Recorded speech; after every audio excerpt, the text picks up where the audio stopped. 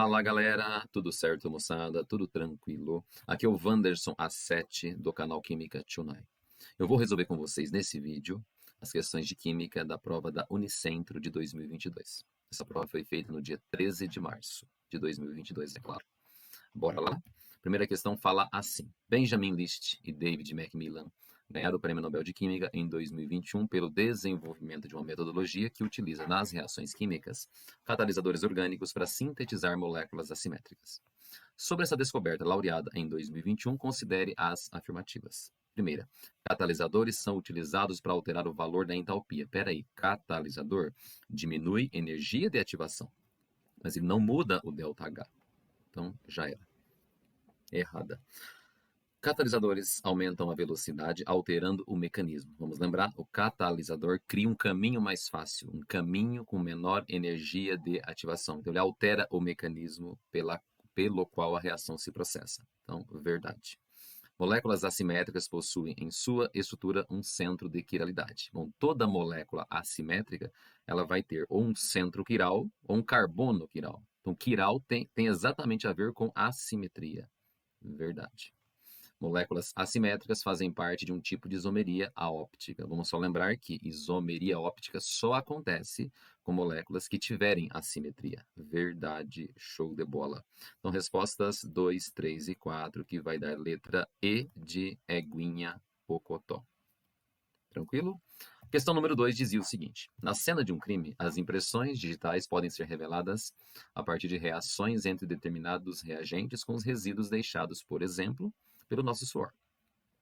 No entanto, quando crianças são vítimas de um crime, é difícil detectar suas impressões. Por quê? Porque essas tendem a desaparecer mais rapidamente do que as impressões dos adultos. Isso ocorre porque compostos identificados nas impressões dos adultos têm a fórmula molecular C15H31CO2 C16H33. Uma fórmula muito louca, né? Mas eu quero chamar a atenção para uma coisa. Dentro dessa fórmula tem um grupinho CO2. Esse grupinho CO2 que apareceu para você é isso aqui, ó. É um C dupla O, O. Wanderson, você está falando de um éster? Perfeito. Certo? Aí grudado nesse grupo éster, tem 15 carbono para um lado e mais 16 para o outro, mas nem preciso desenhar aqui, tá bom? Uma molécula bem grandona é um éster, tranquilo? Beleza? Pelo tipo de éster, até lembra a estrutura de uma cera. Aí continua. Ao passo que nas crianças, os compostos, em sua maioria, têm uma fórmula bem diferente. C12H25, CO2H. Esse CO2H que apareceu aí, só para te lembrar, nada mais é do que isso aqui, ó. É um COOH. É aquilo que a gente chama de carboxila, Wanderson. Perfeito.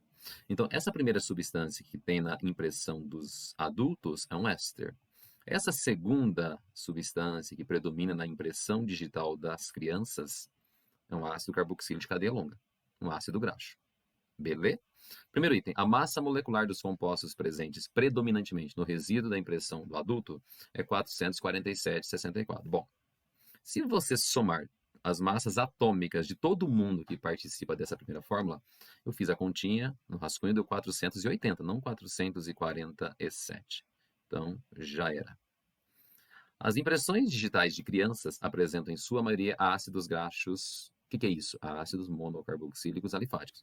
Isso aqui é um ácido graxo, Wanderson, essa segunda fórmula? Bom, olhando para o grupinho COH, é um ácido carboxílico. A cadeia dele ultrapassou 10 carbonos? Ultrapassou, portanto, ele realmente é graxo. Beleza? Então, certíssima a segunda. O terceiro item.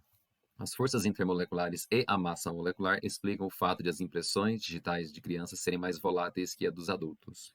Que o próprio texto fala, né? Ela desaparece mais fácil. Bom, se você olhar para a molécula que tem na impressão das crianças, ela é um ácido graxo com a massa molecular bem menor do que aquele éster que tem na impressão dos adultos. A massa molecular é bem diferente. Se é bem diferente, a tendência é que a molécula seja mais volátil. Por trás disso, quanto maior a cadeia carbônica, as interações intermoleculares também são mais intensas. Então, tem dois conceitos por trás disso. Confira. As forças intermoleculares e a massa molecular explicam o fato de as impressões digitais de crianças serem mais voláteis do que as dos adultos. Perfeito. A massa molecular é menor.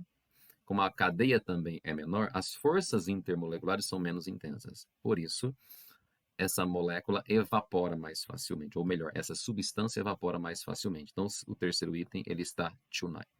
A massa molecular dos compostos presentes no resíduo da impressão digital da criança é de 214,26. Bom, se vocês somarem as massas, inclusive com os quebradinhos, né? Dos 12 carbonos, mais 25 hidrogênios, mais o outro C, mais os dois Os, mais o H, vai dar exatamente 214,26. Último item, segundo a fórmula molecular dos compostos presentes nessas impressões digitais de adultos, esses têm grupo funcional éter. Bom, aqui no comecinho eu já te avisei que o C dupla O caracteriza éster, não é éter. Então, errado. Beleza? Portanto, o item correto, melhor dizendo, vai ser a letra D de the best. Bora para frente? Exercício 3. No quadro a seguir estão preenchidas 3 fórmulas químicas para os pares de elementos representados, ainda necessitando preencher outras 3. Só para você entender a tabelinha. Quando você combina sódio com flúor, você produz uma substância com fórmula NaF. Beleza? É isso que ele quer que você faça para todos os elementos possíveis aí. Então vamos começar assim. Quando você combina sódio com oxigênio, por exemplo, o que dá isso? Ah, Wanderson, eu lembro que sódio é um metal. Ele adora doar elétron, doar um elétron, né? Ele mora na família 1A ou grupo 1, a tendência é doar um elétron. O oxigênio mora na família 6A ou grupo 16. A tendência desse grupo é receber 2 elétrons. Já dá para pensar numa ligação iônica, então. Como é que você chega na fórmula? É só inverter os números, né? Joga o 2 para cá, sem o sinal, joga 1 para cá, a fórmula está pronta, Na2O. Beleza? Tranquilo, vou trocar de cor para ninguém se confundir. Vamos combinar agora boro com flúor, por exemplo. E aí? Boro, ele é um cara que mora na família 3A ou grupo 13, mas ele tem uma tendência de fazer 3 ligações covalentes. Beleza? O flúor é um cara que mora na família 7A, família dos halogênios. Lembra que halogênios é quando eu ligo para vocês, halogênios. O flúor, por morar na 7A, gosta de fazer uma ligação covalente. Vamos fazer a troca. Joga 1 para cá, 3 para cá, a fórmula está pronta. B1F3 ou BF3. Tranquilo? Precisamos combinar agora os elementos carbono com oxigênio e ver que fórmula que vai dar isso. Bora lá? Carbono mora na família 4A. A tendência dele é fazer 4 ligações covalentes. Oxigênio mora na 6A.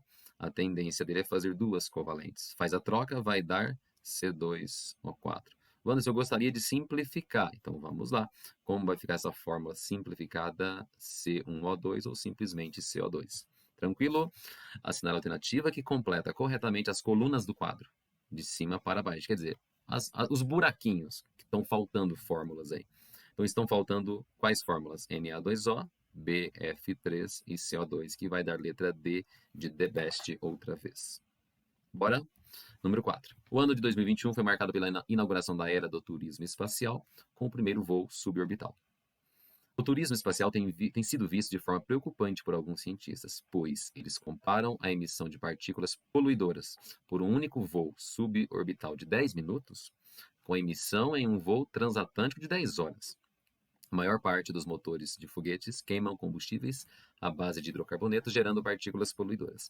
Um motor menos preocupante, no entanto, é o BE3, que impulsiona o veículo suborbital com um nome muito louco aí, pois este, de uma forma simplificada, combina hidrogênio e oxigênio para gerar calor, emitindo principalmente água como produto de combustão. Bom, o exercício começa já te dando a reação que acontece, inclusive com o ΔH correspondente.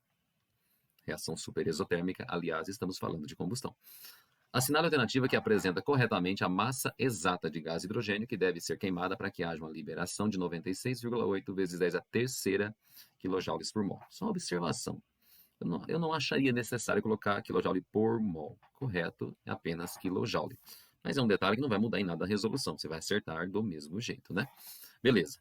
Vamos montar uma proporçãozinha assim. Aqui na reação você tem 2 mols de H2. Como cada H pesa 1, 2 mols de H2, eu acho, teria uma massa de 4 gramas. Pesa, que eu falei, entre aspas, correto? Massa de 4 gramas. Se você queimar 4 gramas de hidrogênio, quanto de energia você liberar? Libera 242 kJ. Pegou? Tranquilo?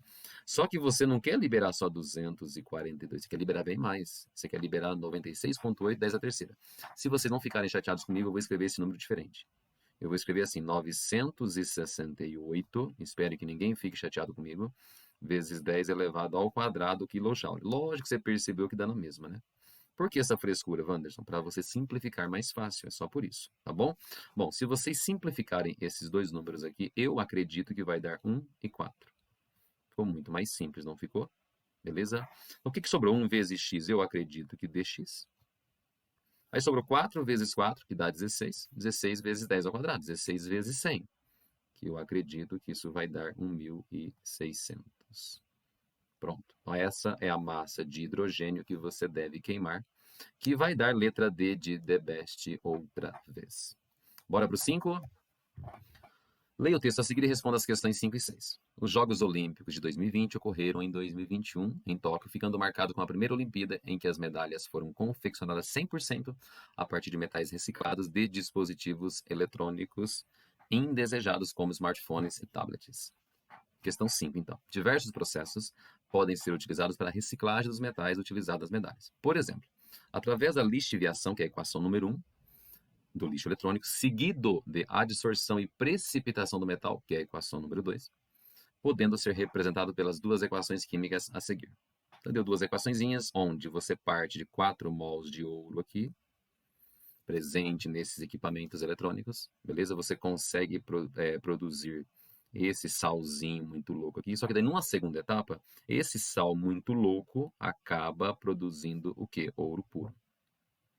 Entendeu o que eu disse? Essa é a ideia. São as duas equaçõezinhas. Considere que cada celular contenha inicialmente 0,1 grama de ouro. Cada celularzinho, 0,1 grama de ouro, que é muito pouco, para reciclar. E que cada uma dessas etapas tenha 70% de rendimento. Então, a primeira reação tem um rendimento de 70%. Beleza? E a segunda, 70% outra vez. Então, daria para a gente pensar num negócio chamado rendimento global. Vou colocar como RG, que o meu espaço é pequeno aqui, certo? Tranquilo? Bom, 70% eu acho que você pode escrever como sendo 0,7. Só que o rendimento global seria 70% de 70%, ou seja, 0,7 vezes 0,7, que eu acredito que isso dê 0,49. Você está querendo dizer para mim, Wanderson, que o rendimento global dessa reação é de 49%? Perfeito. Ao invés de trabalhar com 2 de 70, eu penso que o rendimento global do processo é de 49%. Tranquilo? Vou apagar umas coisinhas aqui para te explicar uma outra coisa bacana. A pergunta é assim. Assinale a alternativa que apresenta corretamente quantos celulares são necessários para recuperar 1 kg do metal. Quer dizer, você quer fabricar no final do processo, com esse rendimento de 49%, 1 kg do metal. Pegou? Tranquilo? Mas você concorda que lá no começo você tem que ter uma amostra de ouro bem maior do que 1 kg, então. Tranquilo? Eu quero que você perceba que se 1 quilo que o exercício quer, já é os 49%. Então eu preciso ter celular, smartphone, sei lá o que mais, tablet, bastante, que tenha mais do que isso de ouro. Só uma observação. Você percebeu que a receita na primeira reação é 4 mols de ouro para 4 de NaAuCN2. É como se fosse 1 para 1, então, Wanderson. Perfeito. Tranquilo? Na segunda reação, a proporção entre esse NaAuCN2, esse salzinho, para o ouro puro é 1 para 1 de novo. 4 para 4, 2 para 2, mesma coisa que 1 para 1. Eu quero que você entenda o seguinte, que 1 mol de ouro lá do comecinho, esse ouro que ainda está impregnado nesses aparelhos, né? No final você produz 1 mol de ouro, certo? Porém, não esqueça que o rendimento é só de 49% global. A gente podia fazer uma continha assim, quer ver que bonitinho? O que eu quero produzir? Ah, você quer produzir 1 kg de ouro purinho. Esse 1 kg de ouro puro já é considerando os 49... Opa, pera um pouquinho, não gostei de escrever assim. Esse 1 quilo é considerando os 49% de rendimento. Só que eu tenho que fazer a conta para 100%, então. Para 100%, que massa de ouro impregnado nesses equipamentos eu teria que usar? Entendeu a ideia? Se você multiplicar cruzado esses números em uma continha super fácil, que até eu sei fazer, eu acredito que isso aqui vai dar 2,04 quilogramas. O que é isso? É a quantidade de ouro que tem que ter nesses aparelhos para que no final de um processo com rendimento de 49% eu tenha 1 quilo de ouro purinho. Tem perdas durante o processo. Pegou? Acabou o exercício? Quase. O exercício falou para você que cada celular, cada aparelhinho tem 0,1 grama de ouro. Confere. Ele quer saber quantos celulares eu preciso utilizar para conseguir produzir 1 quilo de ouro. Então, podia fazer uma conta bem de boa agora aqui. Perceba que eu preciso de 2,04 kg de ouro que está impregnado. Quantos celulares eu preciso, então? É só pegar esse valor de 2,04 quilos, que é a mesma coisa que 20.400 gramas... Opa, errei. Então, 0 a menos, né? 2.040 gramas, perfeito. Eu vou dividir isso por quem? Pela massa, quantidade de ouro em cada aparelho. 2.040 gramas, ou 2,04 quilos, dividido pela massa de ouro de cada aparelhinho. E que valor que você vai achar aqui aproximadamente? Você vai encontrar 20.400. Beleza? Tranquilo? 20.400 o quê? Aparelhos de celulares. Tranquilo? Então, para você produzir 1 kg de ouro puro, você tem que usar celulares, tablets, sei lá o que mais, que forneça 2,04 kg. Mas como o rendimento não é de 100%, os 2,04 kg no final produzem 1 kg. Beleza? E para você ter 2 kg e mais um pouquinho de ouro, você precisa de quantos equipamentozinhos eletrônicos? 20.400 aparelhos de celulares. Beleza? Resposta mais próxima aqui, 20.409. Show de bola, letra E de Eguinha Pocotó outra vez, tá bom? A questão número 6, continuação do mesmo assunto, mesmo texto, diz assim: além do ouro, o zinco, a prata e o cobre também podem ser extraídos de dispositivos eletrônicos. E assim foi feito para a confecção de todas as medalhas nas Olimpíadas de Tóquio, como foi dito no texto. A etapa de lixiviação pode ser feita em laboratório através de diversos processos, por exemplo, com ácido nítrico, demonstrados nas equações a seguir. Sobre essas reações, relacione as equações químicas na coluna da esquerda com os respectivos coeficientes na coluna da direita que as deixem corretamente balanceadas. Resumindo, é para você balancear. Só que tem um probleminha. Não é tão confortável fazer o balanceamento por tentativa. Por quê? Porque são reações de óxido-redução. Melhor jeito, método mais confiável é fazer balanceamento redox. Entendeu? Então, vou fazer a primeira vez se a gente já consegue eliminar algum item. Pode ser? A primeira reaçãozinha, ela não vai caber aqui. Vou abrir outra tela para vocês. Olha lá, a primeira reação começa assim. Começa com ouro, que reage com quem? HNO3. Beleza? Que vai produzir o quê? Ele fala no texto lá, AuNO3. 3. O que mais? Ele fala que produz, deixa eu ver, NO2.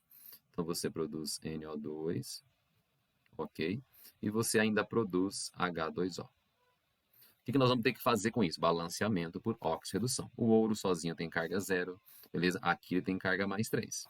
O nitrogênio é um outro cara que vai mudar de NOx. Aqui ele é mais 5, no nitrato ele continua mais 5, só que no NO2 ele é mais 4, beleza? O ouro de 0 foi para 3, isso é uma oxidação.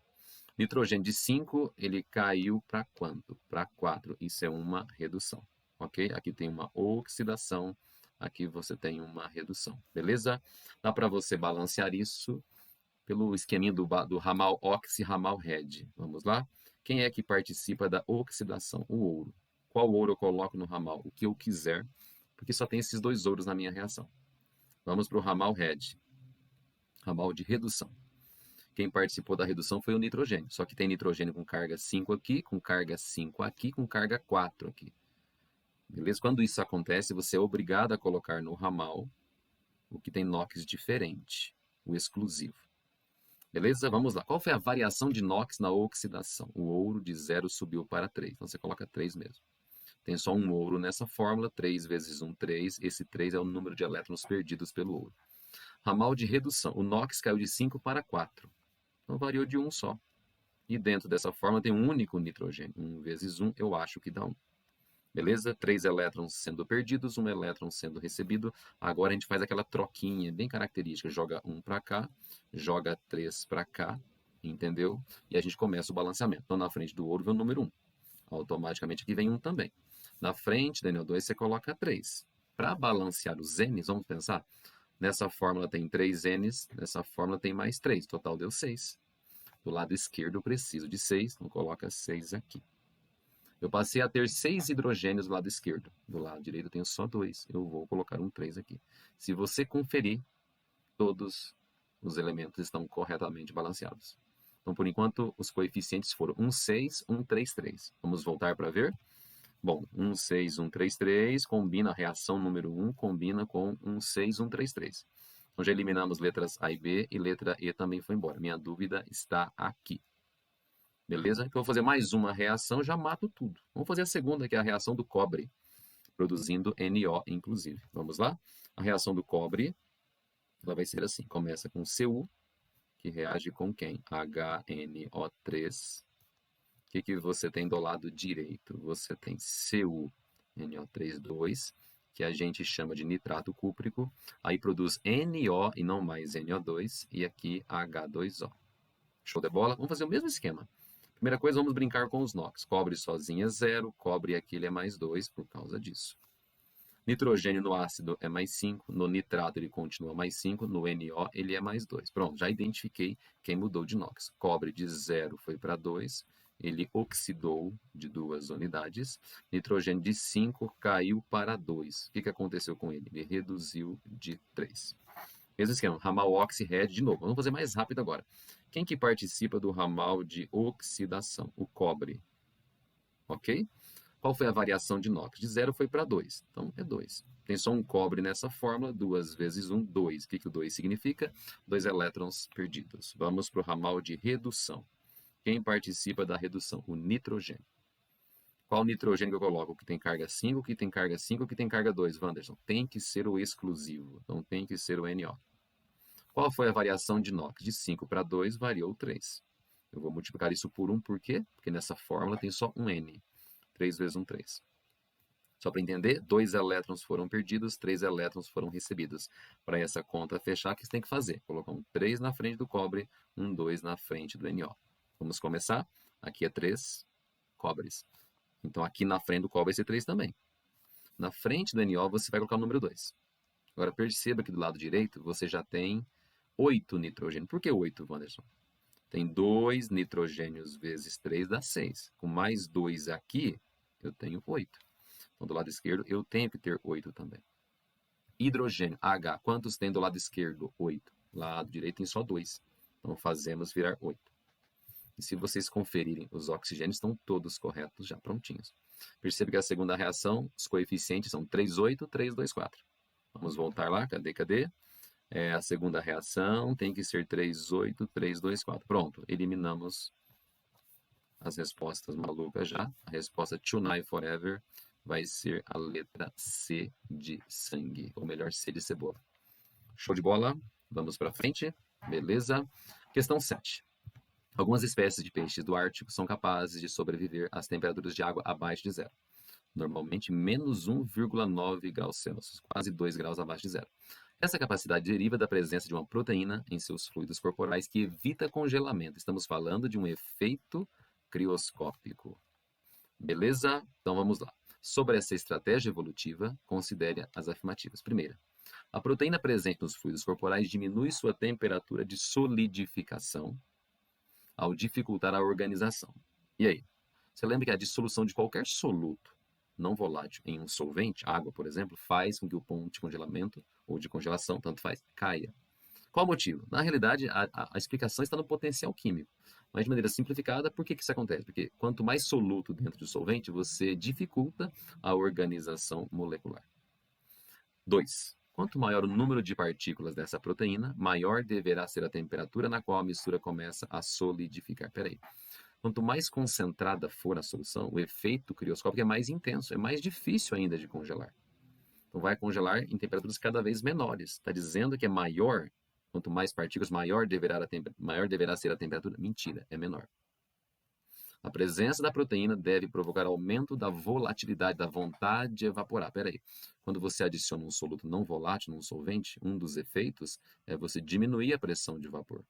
Então você diminui a volatilidade. Então, errado.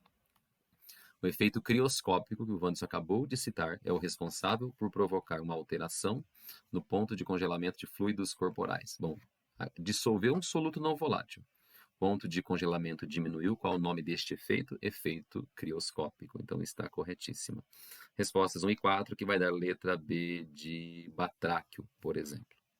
Bora pra frente, moçada. Questão 8 diz assim. Em um episódio do MasterChef em 2021, um dos participantes, ao preparar uma receita de ceviche, percebeu um gosto azedo, enquanto, rapidamente, um outro participante sugeriu que adicionasse açúcar para diminuir a acidez. Este é um ato corriqueiro na culinária em que, para diminuir a acidez de molhos de tomate, por exemplo, cozinheiros normalmente adicionam açúcar.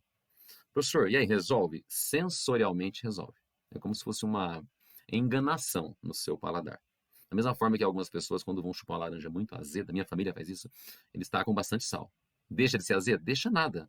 Mas é que sensorialmente dá a impressão de que deixou de ser azeda, porque daí você vai ter que sentir o gosto salgado também. Então é só uma impressão que você tem na sua língua, vamos dizer assim. Não tem uma reação, mas vamos entender por quê. Sobre este ato e os conceitos de acidez e basicidade, assinale a alternativa correta. A adição de açúcar aumenta o pH da solução. Peraí, açúcar não vai ter um caráter ácido nem um caráter básico para aumentar ou diminuir pH de solução. E, consequentemente, a concentração de H+. O açúcar não libera H+. Então esquece. O açúcar é um composto molecular. E aí, estamos falando de sacarose molecular. Perfeito? Não sendo capaz de reagir com ácido para neutralizar a solução. Letra B, show de bola. Ele é um composto molecular de verdade e também não reage com ácido, entendeu? Para provocar neutralização. Até porque para provocar neutralização teria que ser alguma coisa básica. O açúcar não tem esse caráter básico também.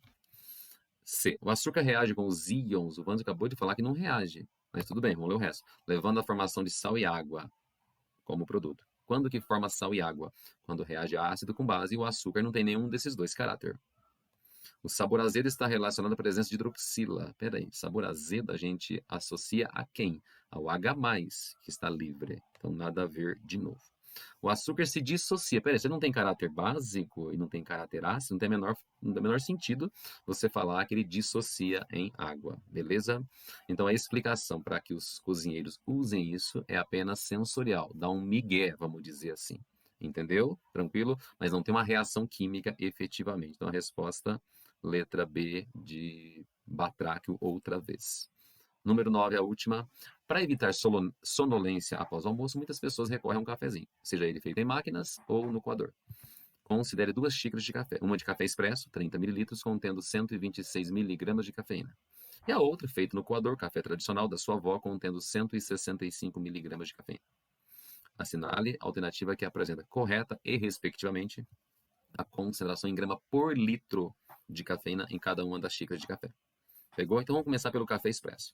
O café expresso tem 126 miligramas, que é a mesma coisa que 0,126 gramas numa xicrinha de 30 ml.